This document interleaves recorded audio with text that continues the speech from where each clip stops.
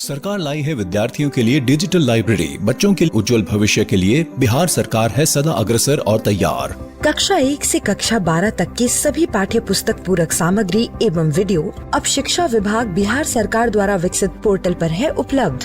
अध्ययन सामग्री देखने के लिए BEPCLOTS.bihar.gov.in पर विजिट करें अथवा एंड्रॉइड मोबाइल पर गूगल प्ले स्टोर से E-LOTS ऐप डाउनलोड करें। शिक्षकों, अभिभावकों एवं बच्चों से अनुरोध है कि इस लाइब्रेरी का अधिक से अधिक लाभ उठाएं और अपनी पढ़ाई जारी रखें।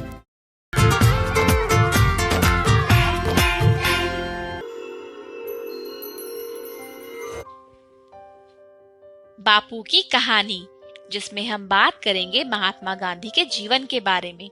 पिछली बार हमने ये जाना कि बापू की शादी जल्दी हो जाने की वजह से उनकी 1 साल की पढ़ाई बिगड़ गई। बाद में उन्होंने खूब मेहनत करी, पढ़ाई में उनका मन लगने लगा, लेकिन व्यायाम करने से वो बचते थे। व्यायाम ना करने का नुकसान मोहन को उतना नहीं हुआ, पर एक दूसरी कमी की कीमत उन्होंने जीवन भर चुकाई, और वो थी बिगड़ी हुई लिखावट। उन्हें यह गलतफहमी हो गई थी कि साफ सुथरी लिखाई का शिक्षा से कोई लेना देना नहीं है। बड़े होने के बाद गांधी जी ने अपनी खराब लिखावट सुधारने की कई बार कोशिश करी, लेकिन बचपन की बिगड़ी आदत फिर ठीक नहीं हुई। उनका लिखा हुआ पढ़ना मुश्किल होता था।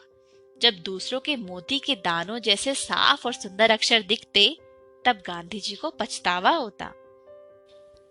वो कहते थे, खराब अक्षर अधूरी शिक्षा की निशानी मानी जानी चाहिए। हर एक नवयुवक और नवयुवती मेरे उदाहरण से सबक ले और समझे कि अच्छे अक्षर विद्या का आवश्यक अंग है। लड़कपन के 2 ही करीबी दोस्त मोहन को बात तक याद रहे। पहले ने उनका साथ इसलिए छोड़ दिया क्योंकि उनकी दोस्ती दूसरे से हो गई थी। ये दूसरा लड़का मोहन के मंझले भाई करसन दास का दोस्त था। दोनों की ही पढ़ाई में रुचि नहीं थी। दोनों बार बार फेल होकर मोहन की कक्षा में ही आ चुके थे। यह दोस्त दूर तक तेजी से दौड़ सकता था, ऊंचा कूद सकता था, लंबा भी कूद सकता था, दीवार चढ़ने में माहिर, खेल कूद में प्रवीण और सजा या पिटाई सहज ही सह लेता था। मोहन का स्वभाव एकदम उल्टा, डरपोक, शरीर से दुर्बल, ना दौड़ते बनता ना कूदते बनता। कोई डांट दे तो रो पड़ते, पिटाई सहना तो दूर की बात। दोस्त यह सब जानता था। जो कमियां हमें अपने आप में दिखती हैं, उन्हीं गुणों को हम दूसरों में खोजते हैं। मोहन अपने दोस्त से बहुत प्रभावित थे। दोनों ने स्टूडियो में जाकर के साथ में फोटो भी खिंचवाई थी। माँ, बड़े भाई और कस्तूरबाई ने मोहन को समझाने की खूब कोशिश की। वो कहते थे कि तुम खराब संगत में पड़ गए हो, तुम्हें अपना ध्यान देना चाहिए। मोहन ने उन्हें भरोसा दिलाया। उन्हें बात जमी नहीं, पर फिर भी उन्होंने मोहन पे विश्वास किया। वो जो चाहते थे उसे करने दिया गया। पर सच तो यह था कि मोहन अपने दोस्त के सम्मोहन में थे, जो सम्मोहन कई साल तक चला। उनका दोस्त कहता, हमारे बहुत से अध्यापक छिपकर मांस खाते हैं और शराब भी पीते हैं। राजकोट के बहुत से नामी गिरामी लोग भी, और हमारे विद्यालय के कई छात्र भी। इसीलिए तो हम लोग कमजोर हैं, क्योंकि हम मांस नहीं खाते। अंग्रेज मांस खाते हैं, इसीलिए ताकतवर है। तभी तो उन्होंने हमें गुलाम बनाया हुआ है।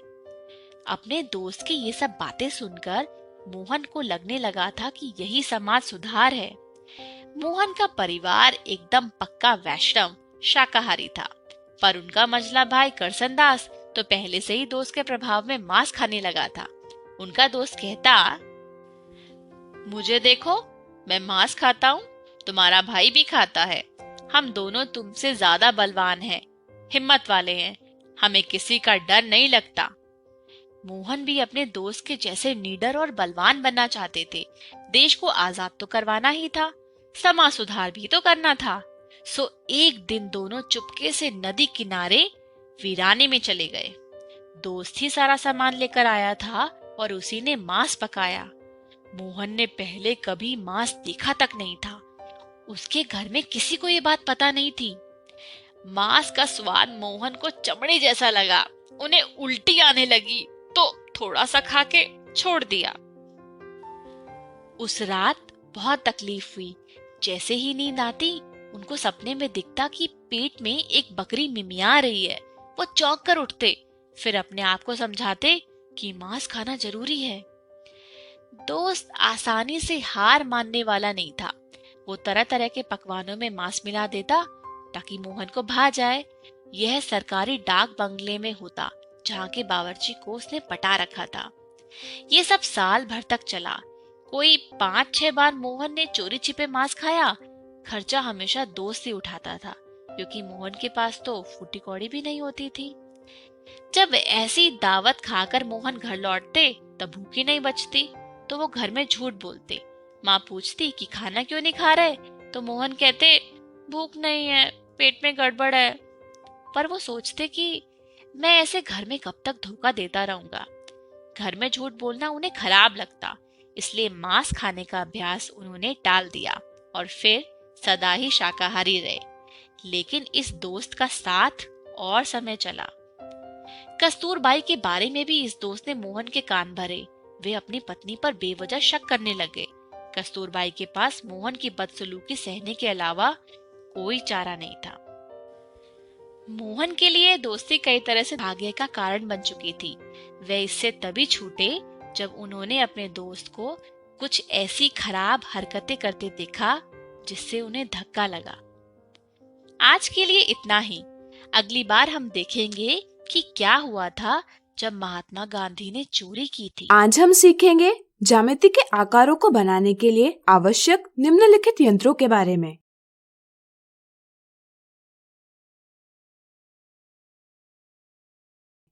आपने अपने ज्यामिति बॉक्स यानी ज्योमेट्री बॉक्स में इस प्रकार की वस्तुएं जरूर देखी होंगी। आज हम ज्यामिति में इनके महत्व को समझेंगे। चलिए पहले बात करते हैं इस वस्तु की। इसे हम एक रूलर अथवा सीधा किनारा कहते हैं। ध्यान से देखने पर आप पाएंगे कि अक्सर इसके दोनों तरफ चिन्ह अंकित किए होते हैं।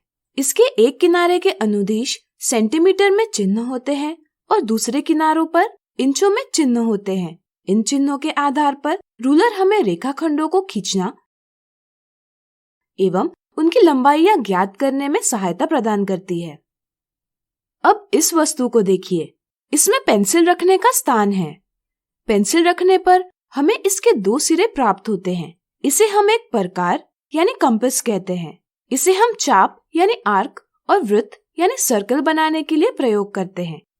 प्रकार को समायोजित यानी एडजस्ट कर नुकीले सिरे और पेंसिल के सिरे में दूरी बढ़ाई या कम की जाती है। इस प्रकार में वांछित दूरी ली जा सकती है। इसी के साथ हम प्रकार का प्रयोग बराबर लंबाइयों को अंकित करने के लिए एवं परस्पर लंब रेखाएं यानी परपेंडिकुलर लाइंस बनाने के लिए करते हैं। लेकिन हम इसका उपयोग लंबाइयों का मापन करने के लिए नहीं करते। अब इस वस्तु को देखिए। यह प्रकार की तरह जरूर है, लेकिन इसके दो नुकीले सिरे हैं। इसे हम एक डिवाइडर कहते हैं। इसका प्रयोग लंबाइयों की तुलना करने के लिए किया जाता है।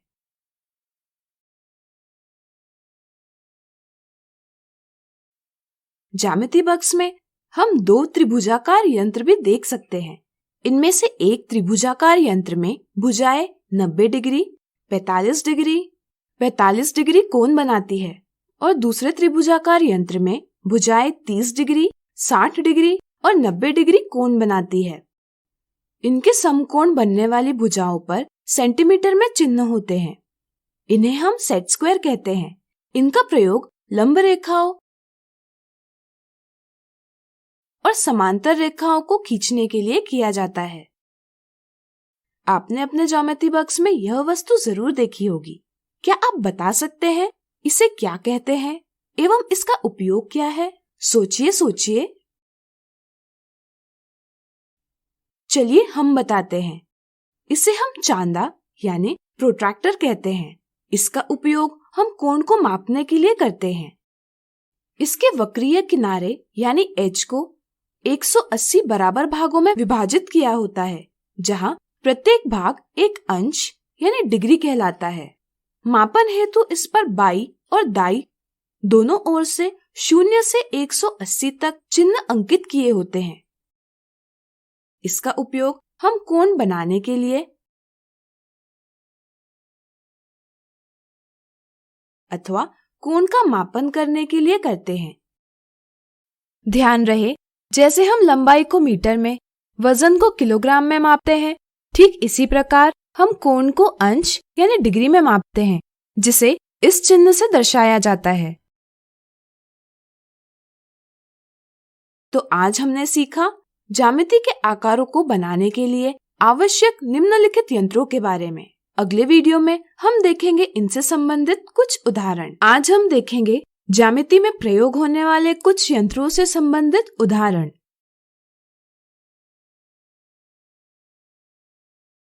स्पष्ट कीजिए, दिए चतुर्भुज यानी क्वाड्रिलैटरल की सम्मुख भुजाएं यानी ऑपोजिट साइड्स बराबर है। ज्ञात करने का सबसे आसान तरीका है कि हम प्रत्येक रेखाखंड यानी लाइन सेगमेंट की लंबाई मापें। किसी भी रेखाखंड की लंबाई मापने के लिए हमें रूलर और डिवाइडर आवश्यक है। मान लीजिए हमें रेखाखंड AB की लंबाई ज्ञात करनी है। इसके लिए हम डिवाइडर का एक नुकीला सिरा बिंदु A पर रखेंगे और डिवाइडर को खोलकर इसका दूसरा नुकीला सिरा बिंदु B पर रखेंगे। अब डिवाइडर के फैलाव में कोई परिवर्तन किए बिना इसके एक नुकीले सिरे को रूलर के 0 पर रखेंगे और ज्ञात करेंगे कि दूसरा सिरा रूलर के कौन से चिन्ह को दर्शाता है। जैसे यहाँ यह सिरा 7 को दर्शाता है। चूँकि मापन के लिए हमने सेंटीमीटर में अंकित चिन्हों का प्रयोग किया है, इसलिए रेखाखंड AB की लंबाई है 7 सेंटीमीटर। इसी विधि के साथ हम BC बराबर 3 सेंटीमीटर, CD बराबर 7 सेंटीमीटर और DA बराबर 3 सेंटीमीटर ज्ञात कर सकते हैं। मापों को देखकर अब हम यह कह सकते हैं कि यहाँ AB बराबर CD है और BC बराबर DA है, यानी कि दिए चतुर्भुज की सम्मुख भुजाएं बराबर है। हम सिर्फ रूलर की सहायता से भी लंबाई का पता कर सकते हैं, लेकिन हमें कुछ सावधानियां बरतनी होगी। जैसे हम रूलर को AB के अनुदिश इस प्रकार रखेंगे कि रूलर के 0 को दर्शाने वाला चिन्ह A के ठीक सम्मुख होगा। फिर हम देखेंगे कि बिंदु B रूलर के कौन से चिन्ह के ठीक सामने है। ध्यान रहे, रूलर पर चिन्ह देखते समय आंख चिन्ह के ठीक ऊपर रखना जरूरी है। इससे हमें AB की लंबाई ज्ञात होगी 7 सेंटीमीटर। अगला उदाहरण, चांदे यानी प्रोटेक्टर के उपयोग से कोण DBC का माप ज्ञात कीजिए। अगर हम कोण DBC को देखेंगे तो हमें पता चलता है कि बिंदु B इस कोण का शीर्ष है और BD और BC इस कोण की भुजाएं हैं। कोण का माप ज्ञात करने के लिए हम चांदे को कोण पर इस प्रकार रखेंगे कि इसका मध्य बिंदु शीर्ष B पर आए और इसकी सीधे किनारे पर दर्शाई गई रेखा, जिसे हम शून्य किनारा भी कहते हैं, कोण DBC की किसी एक भुजा को पूरी तरह से ढक ले। जैसे यहाँ वह रेखा BC को पूरी तरह से ढक रही है। अब यहाँ चांदा कोण पर सही प्रकार से रखा गया है, इसलिए हम कोण का माप ले सकते हैं। क्या आप बता सकते हैं कोण मापने के लिए यहाँ हमें कौन सी स्केल लेनी होगी, बाहर दर्शाई हुई या अंदर दर्शाई हुई? सोचिए सोचिए। बिल्कुल सही, हमें वह स्केल चुननी होगी जिस पर अंकित 0 डिग्री भुजा के दूसरे बिंदु C के पास हो। चूँकि यहाँ अंदर वाली स्केल का 0 डिग्री C के पास है, इसलिए हम अंदर वाली स्केल चुनेंगे। अब हम देखते हैं कि कोण की दूसरी भुजा अंदर वाली स्केल के 70वें भाग को दर्शा रही है, इसलिए हम कोण का माप लिखेंगे 70 डिग्री। इस तरह से हम कह सकते हैं कि कोण DBC बराबर 70 डिग्री है। तो आज हमने देखे ज्यामिति में प्रयोग होने वाले कुछ यंत्रों से संबंधित उदाहरण। अगले वीडियो में हम इनसे जुड़ी कुछ मिथ्या धारणाओं को दूर करेंगे। आज हम देखेंगे ज्यामिति में प्रयोग होने वाले कुछ यंत्रों से संबंधित गलतियां।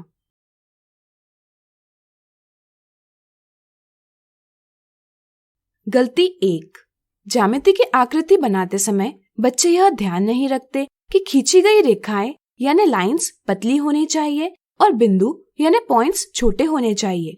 मोटी रेखाएं या बिंदु मापन में भ्रम उत्पन्न करते हैं। जैसे यहाँ देखिए, पतली रेखा के कारण यहाँ हमें माप 11.5 सेंटीमीटर प्राप्त होता है, जबकि मोटी रेखा एवं मोटे बिंदुओं के कारण यहाँ माप 11.7 सेंटीमीटर प्राप्त होता है। लेकिन बिंदु मोटे होने के कारण डिवाइडर ठीक स्थान पर नहीं रखा जाता, जिससे रेखाखंड की गलत लंबाई प्राप्त होती है।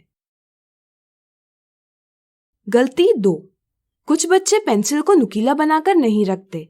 ध्यान रहे, जितनी नुकीली पेंसिल उतनी ही पतली उसके द्वारा बनाई गई रेखा होगी और ज्यामिति का आकार बनाते समय गलती होने की संभावना उतनी ही कम होगी।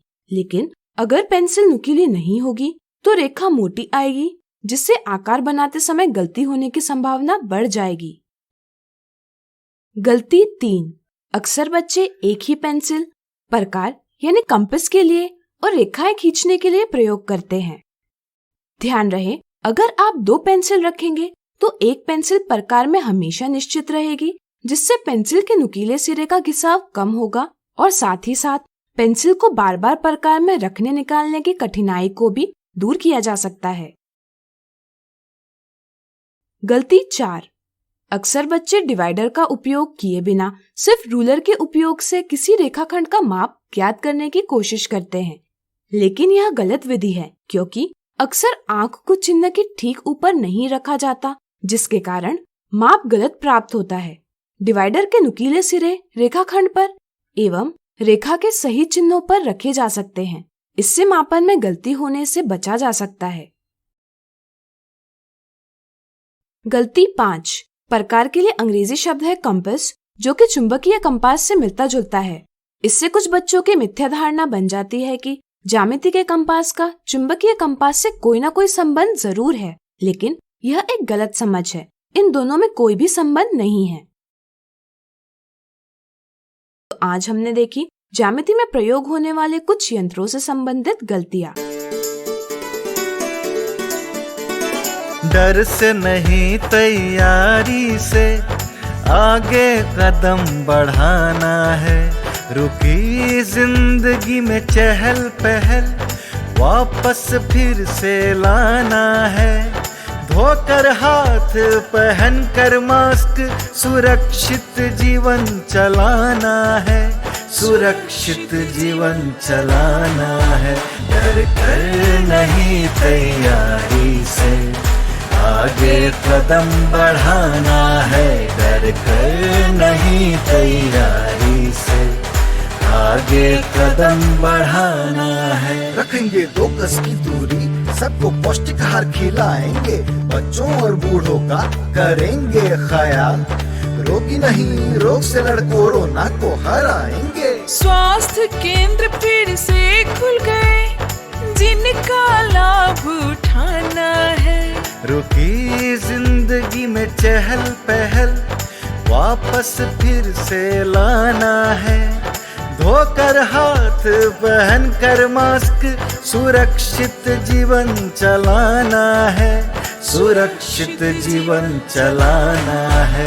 डर कर नहीं, तैयारी से आगे कदम बढ़ाना है। डर कर नहीं, तैयारी से आगे कदम बढ़ाना है। टीकाकरण की शुरुआत हो गई है, पर पहले की तरह हमें मास्क लगाना और 2 गज की दूरी बनाए रखना अभी भी जरूरी है। स्वास्थ्य विभाग और सूचना एवं जनसंपर्क विभाग बिहार सरकार द्वारा जनहित में जारी। जीतेगा बिहार।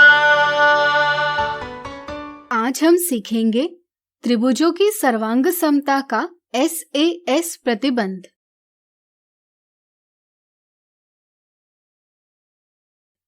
आपको याद ही होगा कि जब एक आकृति को दूसरी आकृति पर रखने से वे एक दूसरे को पूरी तरह ढक लेती है, तब दोनों का आकार एवं माप बराबर होते हैं। हम कहते हैं कि दोनों आकृतियां सर्वांग सम यानी कॉन्ग्रुएंट है।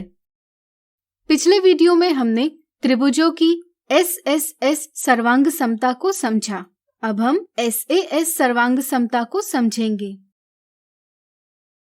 मान लीजिए हमें त्रिभुज ABC बनाना है। अगर आपको भुजा AB की लंबाई 6 सेंटीमीटर दी हो, तो क्या सिर्फ एक भुजा की लंबाई से आप एक अद्वितीय यानी यूनिक त्रिभुज ABC का निर्माण कर पाएंगे? सोचिए सोचिए। चलिए हम बताते हैं। यहाँ हम अलग अलग प्रकार से त्रिभुज ABC बना सकते हैं, लेकिन हमें एक अद्वितीय त्रिभुज नहीं मिलता।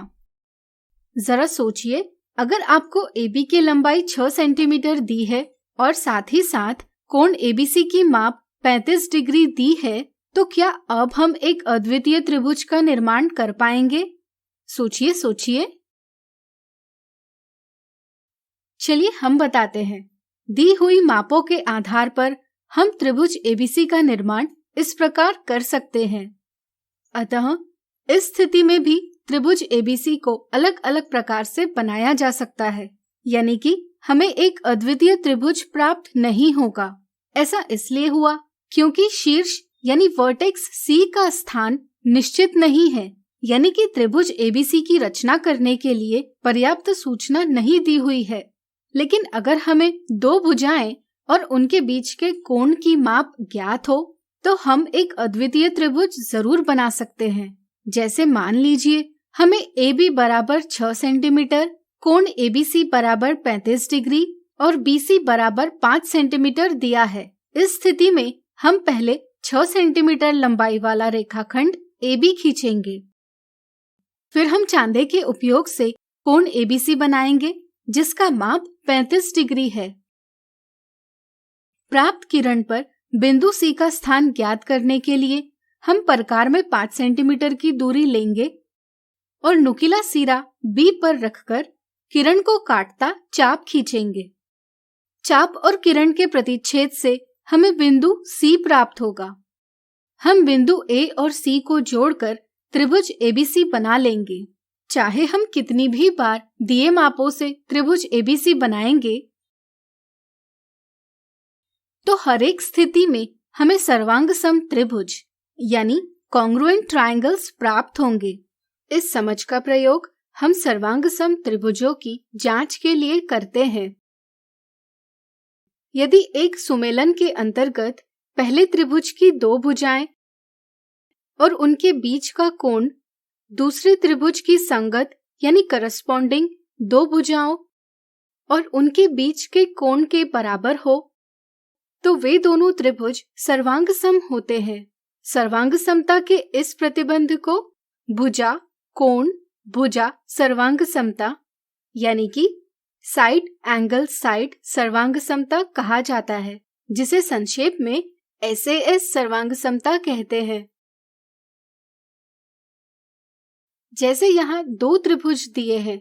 त्रिभुज ABC में भुजा AC बराबर 5.8 सेंटीमीटर, भुजा AB बराबर 2.5 सेंटीमीटर और इनके बीच बना कोण BAC बराबर 110 डिग्री है। इसी तरह त्रिभुज MNO में भुजा MO बराबर 5.8 सेंटीमीटर है, भुजा MN बराबर 2.5 सेंटीमीटर है और इनके बीच बना कोण NMO बराबर 110 डिग्री है।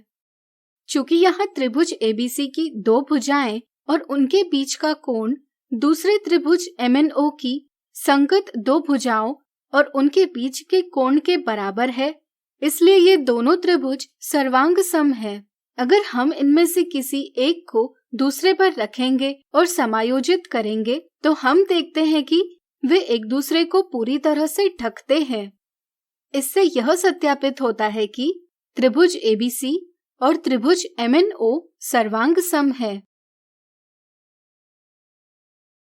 अब इन दो त्रिभुजों को देखिए। त्रिभुज ABC में भुजा AC बराबर 5.8 सेंटीमीटर, भुजा AB बराबर 2.5 सेंटीमीटर और इनके बीच बना कोण BAC बराबर 110 डिग्री है।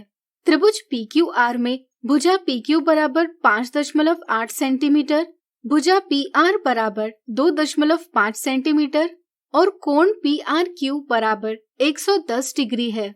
लेकिन फिर भी ये दोनों त्रिभुज सर्वांग सम नहीं है। क्या आप इसका कारण बता पाएंगे? सोचिए सोचिए। बिल्कुल सही, क्योंकि यहाँ कोण PRQ भुजा PQ और PR के बीच का कोण नहीं है, जिससे हमें पता चलता है कि दोनों त्रिभुजों में संगत कोणों के माप बराबर नहीं है। दो त्रिभुजों में सर्वांग समता के लिए पहले दोनों त्रिभुजों की संगत भुजाएं यानी करस्पॉन्डिंग साइड्स एवं संगत कोण यानी करस्पॉन्डिंग एंगल्स बराबर होने चाहिए। चूंकि यहाँ संगत कोण बराबर नहीं है, इसलिए दोनों त्रिभुज सर्वांग सम नहीं है। अब आपको SAS सर्वांग समता की समझ बन गई होगी।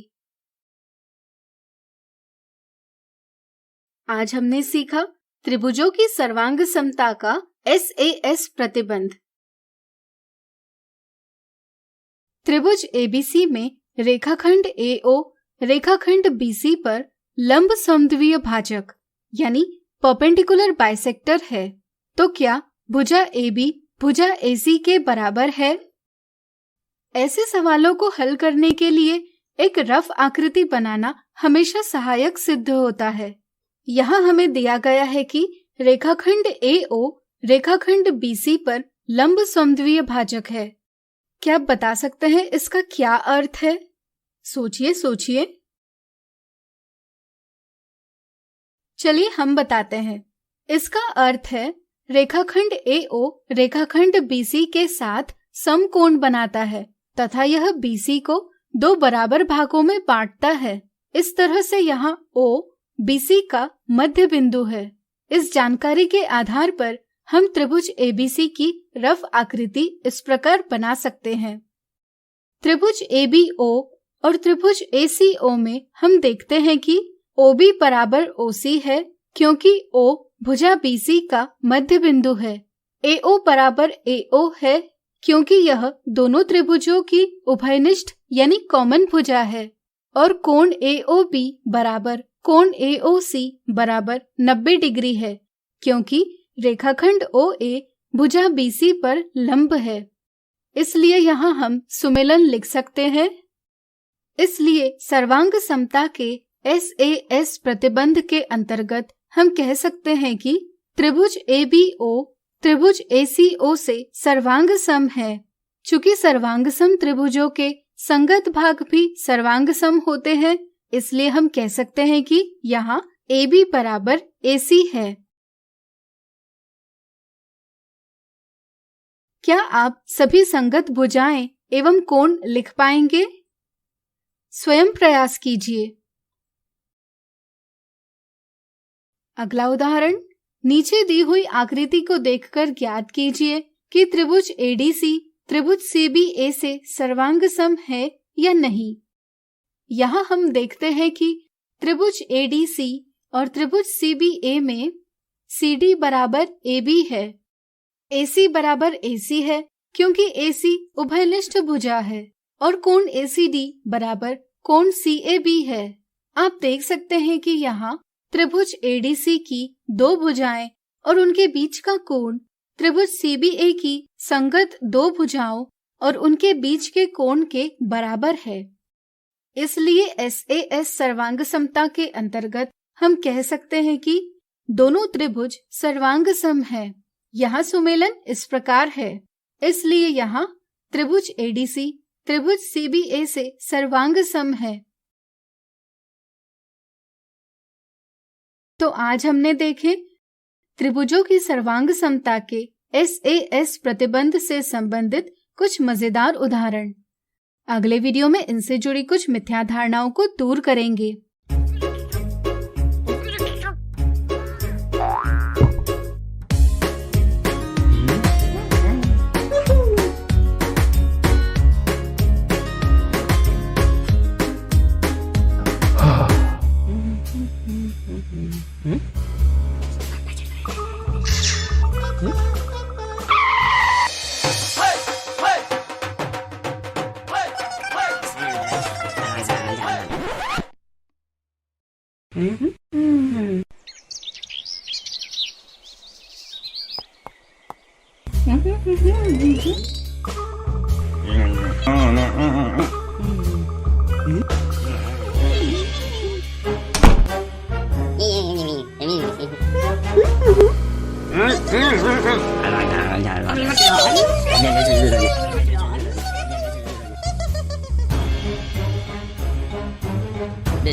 Se le copia que cada día. Ya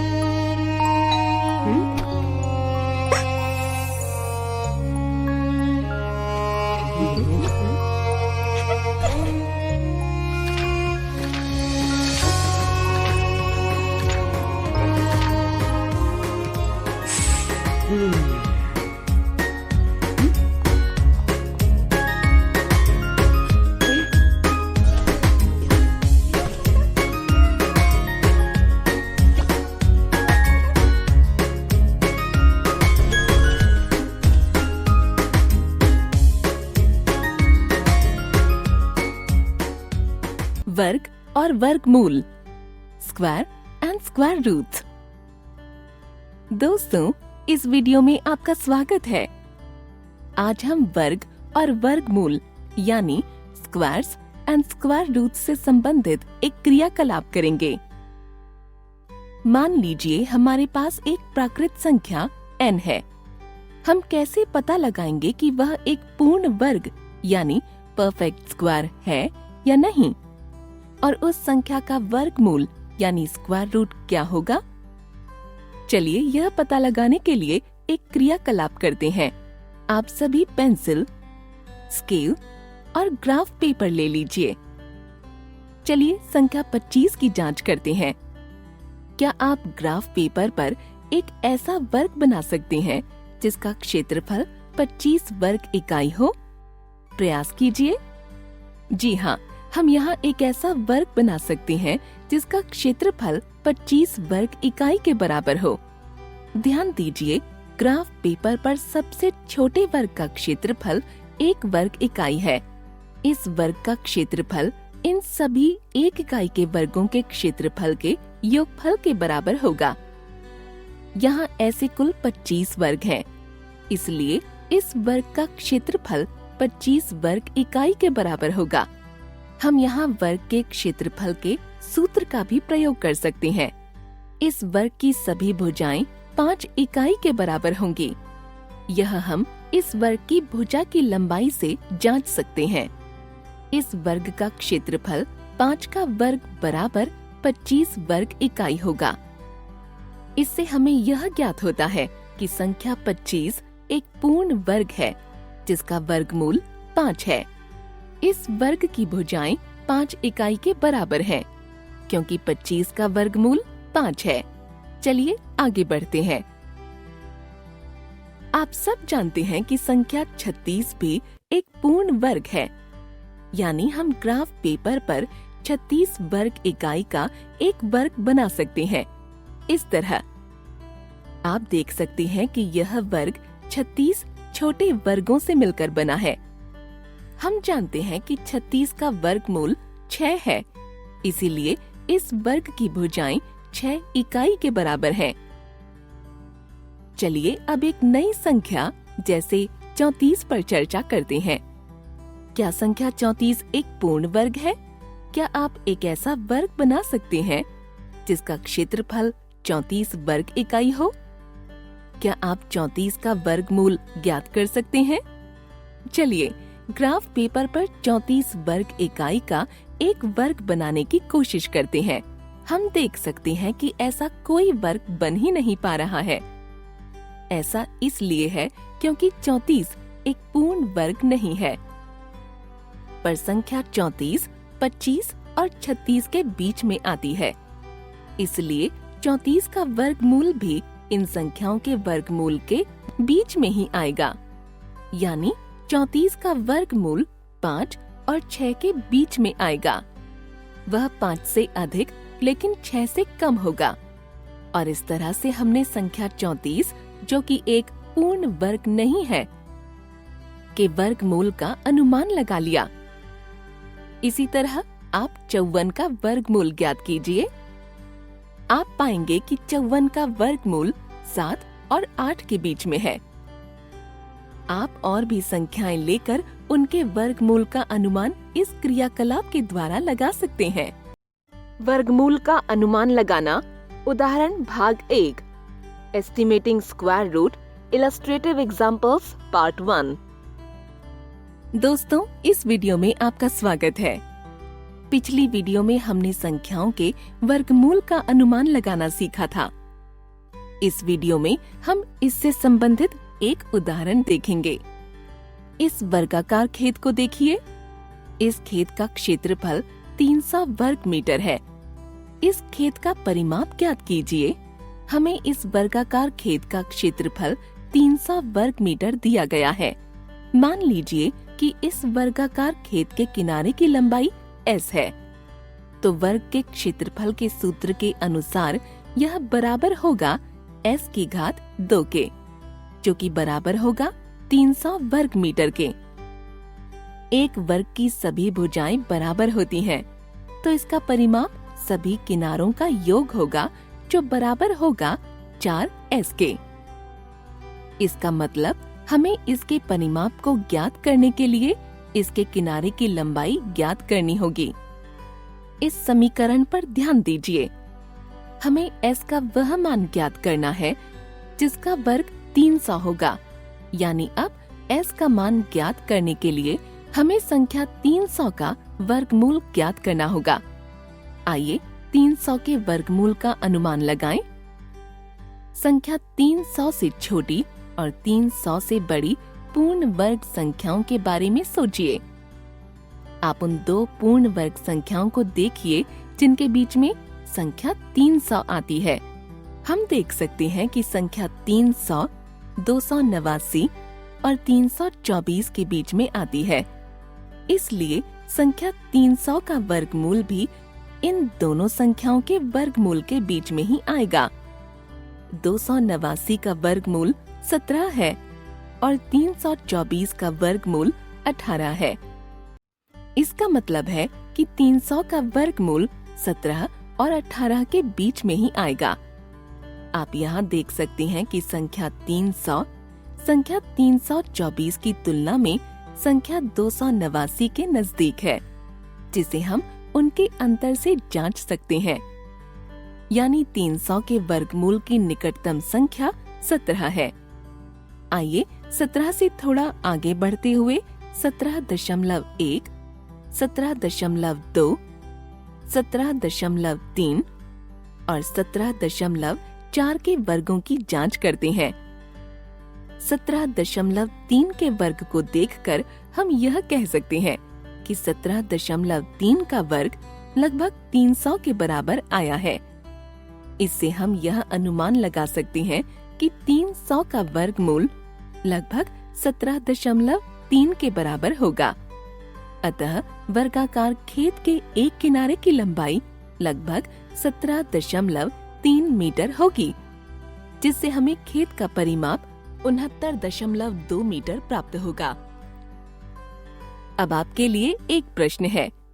एक वर्गाकार खेत के किनारे की लंबाई ज्ञात कीजिए जिसका क्षेत्रफल 154 वर्ग मीटर है। आप इस प्रश्न को अपनी अध्यापिका और अपने दोस्तों के साथ हल करने का प्रयास कीजिए। इस वीडियो में हमने संख्याओं के वर्गमूल का अनुमान लगाने से संबंधित एक उदाहरण देखा। वर्गमूल का अनुमान लगाना, उदाहरण भाग 2, estimating square root illustrative examples part 2। दोस्तों, इस वीडियो में आपका स्वागत है।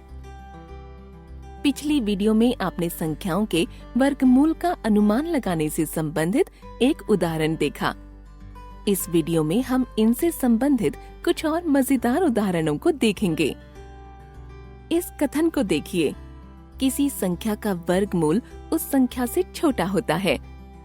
इस कथन के लिए इन दिए गए विकल्पों में से सही विकल्प का चयन कीजिए। आप चाहें तो वीडियो को यहाँ रोककर उत्तर सोच सकते हैं। अगर आप सोच रहे हैं कि यह कथन हमेशा सत्य होगा, यानी कि हर संख्या का वर्गमूल उससे छोटा होता है, तो आप गलत हैं। ऐसा सिर्फ एक से बड़ी संख्याओं के साथ है।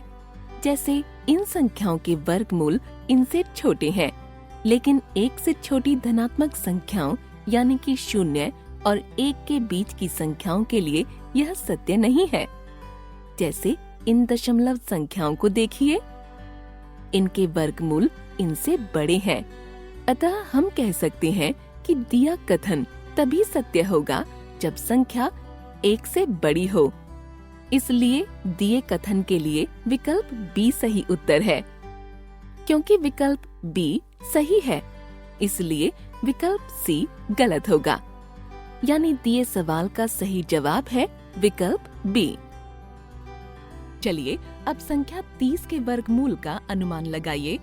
आप चाहें तो वीडियो को यहाँ रोककर प्रयास कर सकते हैं। हम जानते हैं कि संख्या 30 पूर्ण वर्ग संख्याओं 25 और 36 के बीच में आती है। इसलिए 30 का वर्गमूल इन दोनों संख्याओं के वर्गमूल यानी कि संख्या 5 और 6 के बीच में आएगा। यहाँ हम देख सकते हैं कि संख्या 30 संख्या 36 की तुलना में संख्या 25 के अधिक पास है, जिसे हम उनके अंतर से जांच सकते हैं। यानी 30 का वर्गमूल पूर्ण संख्या 5 के निकटतम है। आइए 5 से थोड़ा आगे बढ़ते हुए 5.1, 5.2, 5.3, 5.4 और 5.5 के वर्ग निकालते हैं और देखते हैं कि 30 का वर्गमूल लगभग किस संख्या के बराबर प्राप्त होगा। 5.4 के वर्ग और 5.5 के वर्ग की तुलना करने पर हम देख सकते हैं कि 5.5 का वर्ग 30 के सबसे करीब है। इससे हम यह अनुमान लगा सकते हैं कि 30 का वर्गमूल लगभग 5.5 के बराबर होगा। इस वीडियो में हमने संख्याओं के वर्गमूल का अनुमान लगाने से संबंधित कुछ उदाहरणों को देखा। इस वीडियो में बस इतना ही।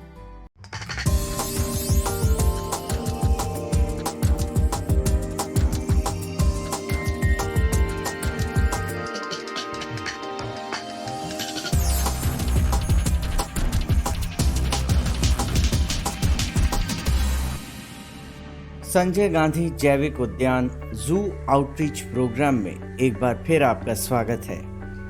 आज हम जिस स्तनधारी प्राणी के बारे में बात करेंगे वो झुंड की बजाय अकेला रहना पसंद करते हैं। आज हम चलेंगे भालू के इनक्लोजर के पास। संजय गांधी जैविक उद्यान में हिमालयन भालू और स्लॉथ बियर प्रजाति के भालू हैं। इनके लिए 2 अलग अलग इनक्लोजर बनाए गए हैं।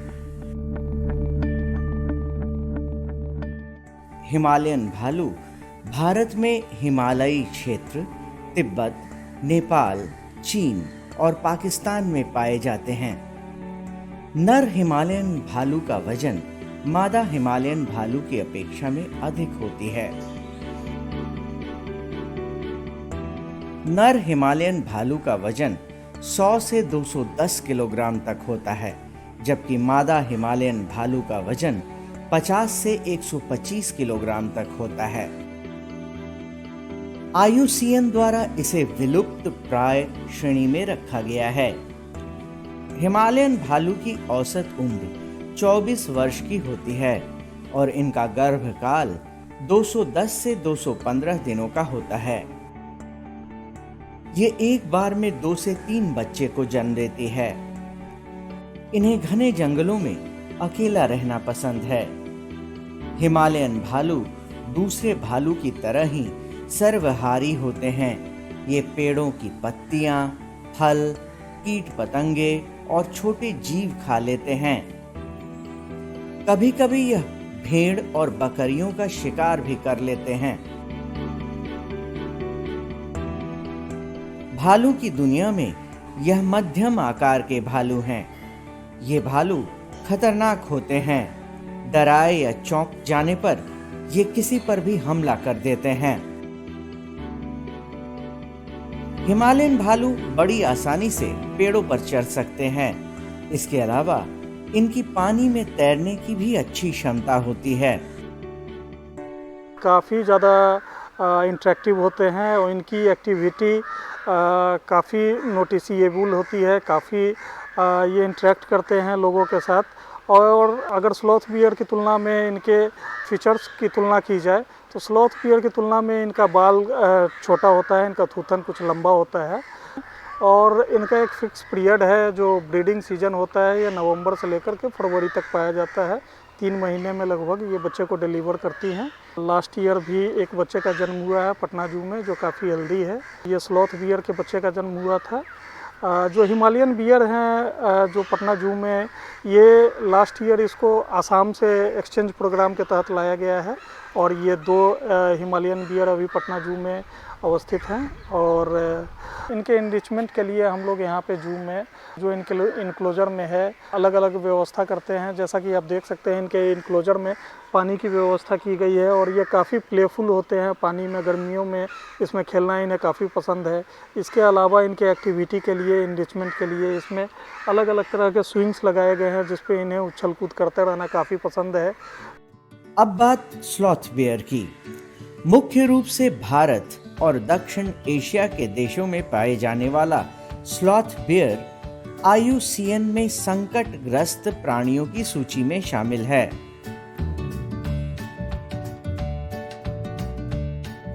नर स्लॉथ बियर का औसत वजन 80 से 140 किलोग्राम का होता है, जबकि मादा का वजन 55 से 95 किलोग्राम का होता है और ये 150 से 170 सेंटीमीटर लंबा होते हैं।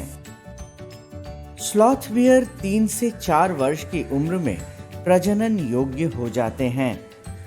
इनका गर्भकाल 210 दिनों का होता है और यह एक बार में 2 से 3 बच्चे को जन्म देते हैं। इन्हें एकांत में रहना पसंद है। एक स्वस्थ स्लॉथ बियर 40 वर्षों तक जीवित रहते हैं। ये भी दूसरे भालू की तरह ही सर्वहारी होते हैं। इनका मुख्य भोजन कीट पतंगे, पक्षियों के अंडे, शहद और सड़ा हुआ मांस है। फल खाने के लिए यह पेड़ों पर काफी ऊंचाई तक चढ़ जाते हैं। संजय गांधी जैविक उद्यान में स्लॉथ बियर जो है 6 की संख्या में है, जिसमें 4 नर और 2 मादा पाए जाते हैं। संजय गांधी जैविक उद्यान में भालू केज के में काफ़ी रखरखाव में काफ़ी प्रयास किया जाता है ताकि ये हमेशा अच्छे वातावरण में रहें और एक प्राकृतिक वास इनको मिलता रहे। खास करके विशेष करके गर्मियों में ध्यान रखा जाता है कि इनकी पानी की सुविधा हो जहाँ पे ये स्नान करें और ठंडा रह सकें। भोजन इत्यादि में भी काफ़ी व्यवस्था की जाती है इनके लिए। दूध, रोटी, करीब करीब सभी तरह के मौसमी फल जो हैं इनको दिए जाते हैं और ऋतु के हिसाब से इनका भोजन में परिवर्तन भी होता रहता है। विशेष करके जाड़े में हम लोग इनको अंडा भी प्रदान किया जाता है, शहद दिया जाता है, च्यवनप्राश दिया जाता है और ये सभी तरह के कंदमूल भी खाना पसंद करते हैं। और ये स्लॉथ बियर का एक खासियत होती है जो हिमालयन बियर से जिसको इसको अलग करता है। स्लॉथ बियर जो हैं इनके थूथन काफ़ी लंबे होते हैं और एक छाती पे भी शेप का सफ़ेद रंग का एक आकार होता है और ये प्रायः जो है भालू जो है डांसिंग नेचर के होते हैं। ये अपने पिछले पैर पे खड़े हो जाते हैं और मुंह से जो है बराबर एक सफ़ेद सलाइवा निकलता रहता है, झाग जैसा निकलता है, जो इनकी आत्मरक्षा करने में मदद करता है। प्रायः जंगलों में ये सलाइवा फेंक के ही अपनी आप को जान बचाते हैं और ये काफ़ी विलुप्त प्राय है। IUCN में इनका लगभग वल्नरेबल है और ये वाइल्ड लाइफ प्रोटेक्शन एक्ट में शेड्यूल 1 के प्राणी हैं। चिड़ियाघर में लोगों और बच्चों को ये भालू खूब भाते हैं। आज के लिए बस इतना ही। कल फिर मिलेंगे पटना जू शो में एक नए एनक्लोजर के पास एक नए जानवर के साथ। तब तक के लिए नमस्कार।